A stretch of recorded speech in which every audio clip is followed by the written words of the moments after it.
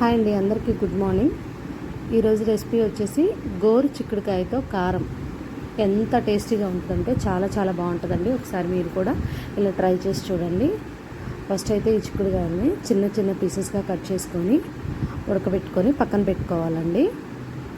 ఉడకబెట్టుకున్న వాటిని మంచిగా వాటర్లో వాష్ చేసుకొని ఒక బౌల్లో తీసుకొని పక్కన పెట్టుకోవాలి. ఆ తర్వాత కారం కోసం వచ్చేసి కొన్ని చిన్నులపాయలు అండ్ ఎండు కొబ్బరి మిక్సీ పట్టుకొని పక్కన పెట్టుకోవాలి. ఇది చాలా టేస్టీగా ఉంటుందండి. నా దగ్గర ఆల్రెడీ పౌడర్ ఉంది. ఎండు కొబ్బరి, కొన్ని చిన్నులపాయలు, కొన్ని అంటే ఒక 10 to 12, 15 మిడిల్లో తీసుకోవాలి. ఇది గ్రైండ్ చేసుకొని పక్కన పెట్టుకోవాలి. ఆ తర్వాత ఒక ప్యాన్ తీసుకొని స్టవ్ వెలిగించి ప్యాన్ హీట్ అయిన తర్వాత కొంచెం ఆయిల్ యాడ్ చేసుకోవాలి.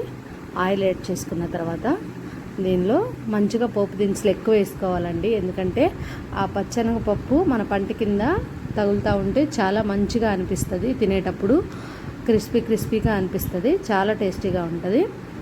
ఇలా ఫ్రై అయిన తర్వాత, ఇవి బాగా ఫ్రై అయిన తర్వాత మనం పెట్టుకున్న చిక్కుడుకాయని యాడ్ చేసుకోవాలి. ఆయిల్లోకి యాడ్ చేసుకున్న తర్వాత మంచిగా ఫ్రై అవనివ్వాలి. ఎందుకంటే మనం ఆల్రెడీ ఉడకబెట్టుకున్నాం కాబట్టి ఆ వాటర్ కంటెంట్ అంతా ఇంకిపోయేలాగా చూసుకోవాలి. వాటర్ కంటెంట్ అంతా అయిపోయాక కొంచెం సాల్ట్, పసుపు యాడ్ చేసుకోవాలి.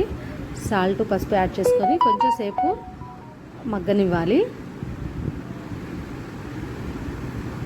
కొంచెం సాల్ట్, పసుపు యాడ్ చేసుకున్న తర్వాత కొంచెం నూనెలో, ఆయిల్లో మగ్గిన తర్వాత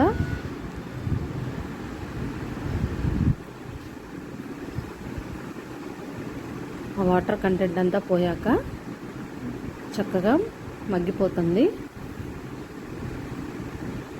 ఇలా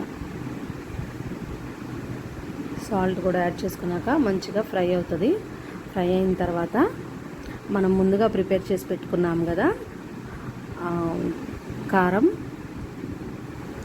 మనం ముందుగా ప్రిపేర్ చేసి పెట్టుకున్న చిన్నులపాయ అండ్ ఎండు కొబ్బరి పౌడర్ని యాడ్ చేసుకోవాలి.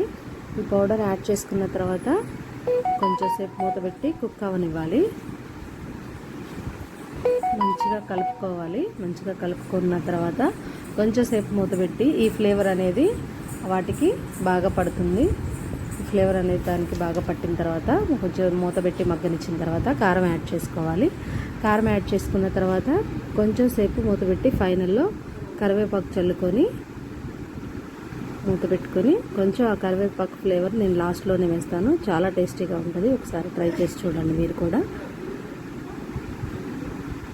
కారం అయిపోయాక కొంచెం మూత పెట్టి మగ్గనివ్వాలి. కొంచెం సేపు ఎంతో టేస్టీగా ఉండి గోరు చిక్కుడుకాయ కారం రెడీ.